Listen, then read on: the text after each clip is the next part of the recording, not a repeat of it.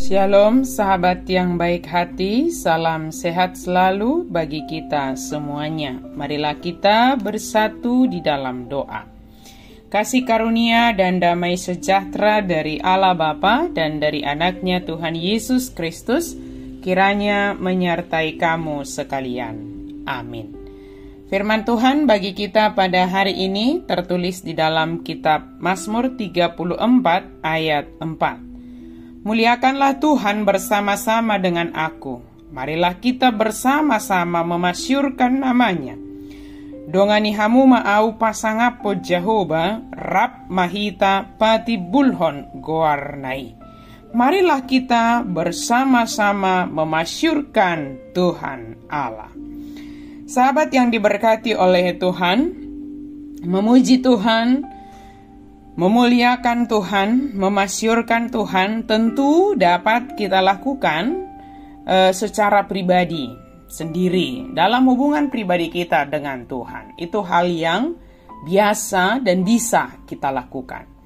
Tetapi dalam hal ini, pemazmur mengajak kita supaya bersama-sama dalam memuliakan Tuhan. Bersama-sama dalam memasyurkan nama Tuhan.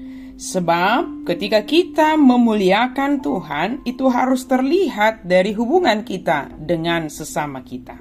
Ketika kita katakan kita mau memuji, memuliakan, memasyurkan nama Tuhan, maka di sana kita harus menunjukkan bagaimana kita memperlakukan sesama kita, bahkan seluruh ciptaan Tuhan. Bukan hanya manusia, tetapi seluruh ciptaan Tuhan.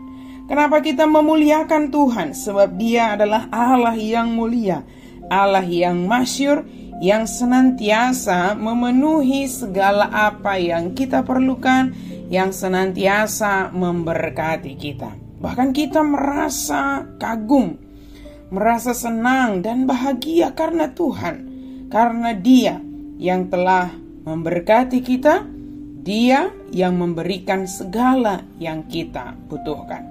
Daud bermegah di dalam Tuhan karena dia dapat lolos dari kejaran Saul dan juga Abimelek karena kasih Tuhan. Daud pada waktu itu berpura-pura tidak waras pikirannya di depan Abimelek sehingga ia diusir lalu pergi. Dia dikejar bukan karena kesalahannya, dia lari bukan karena sesuatu yang salah yang dia kerjakan, tetapi karena orang-orang memuji Daud sehingga membuat hati Saul menjadi marah dan menghendaki kematian Daud. Terkadang dalam hidup kita ini ada banyak hal yang mengejar kita, yang sepertinya menyudutkan posisi kita, mempersalahkan kita. Percayalah, Tuhan menolong kita dan memberikan hikmat kepada kita untuk menghadapi semuanya itu.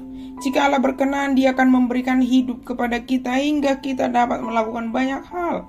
Oleh karena itu tidak ada gunanya menyombongkan apa yang ada pada kita. Semua itu adalah pemberian Tuhan saja. Semua itu sementara dan sejatinya kita harus terbentuk menjadi pribadi yang rendah hati sekalipun kita dianugerahi dengan berbagai talenta, kelebihan, kepintaran, kekayaan. Semua itu adalah pemberian Tuhan, anugerah Tuhan. Dan semua itu menyadarkan kita akan kuasa Tuhan saja yang membuat semua boleh berjalan dengan baik.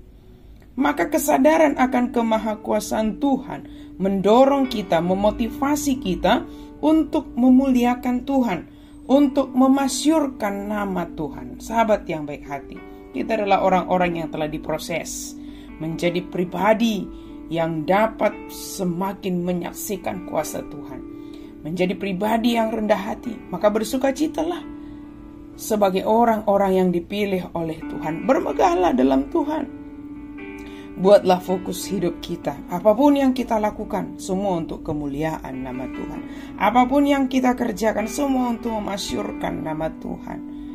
Karena segala yang kita kerjakan adalah campur tangan Tuhan dan dalam pengendalian Tuhan. Pujilah Tuhan, muliakanlah Tuhan, masyurkanlah namanya. Amin. Mari kita berdoa. Terima kasih Tuhan untuk firman-Mu hari ini. Banyak hal yang telah kami lalui dalam hidup kami ini Tuhan. Sukacita, dukacita, sakit, penyakit, sehat, kegagalan, keberhasilan, segala bentuk pengalaman kehidupan kami. Kami bisa menyaksikan kemahakuasaan Tuhan ada di sana.